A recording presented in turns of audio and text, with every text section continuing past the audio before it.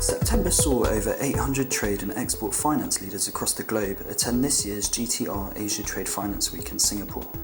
In a keynote address, the CEO of IE Singapore told representatives how trade by global firms in the country totaled $1.3 trillion in 2013, helping to position Singapore at the heart of the region's trade finance growth. So I've been in Singapore for about 11 years, and over that time, we've really seen Singapore transition from a hub that was a regional hub with some global activity into a real global hub for trade finance and treasury and other activities. I think in that time, Singapore had been competing with Hong Kong and other ports, but I think over that time, it's really pulled away and become a leader.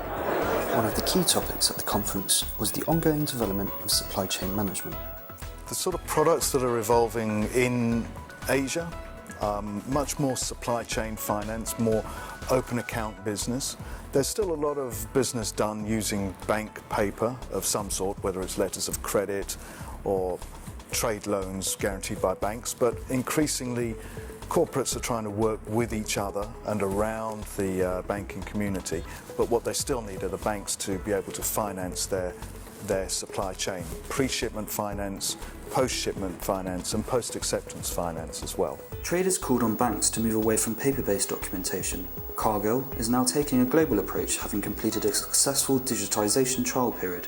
Trying to encourage as many partners to join in, shipping companies, banking industry, financial folks, the regulatory bodies. It's essential because for us to succeed in what we want to do, they have to be on board. And hence our determination to push this as much as possible. Over the past few years, bank payment obligations have received a mixed response, but things are picking up.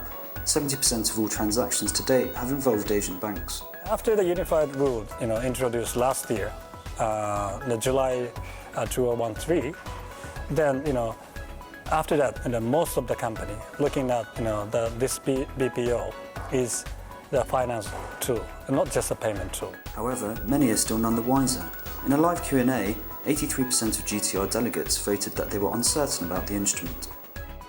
The increase in intra-Asian trade driven out of China and the rise of Renminbi transactions is a key trend in the region. 2 years ago, the Renminbi was 2% of trade finance.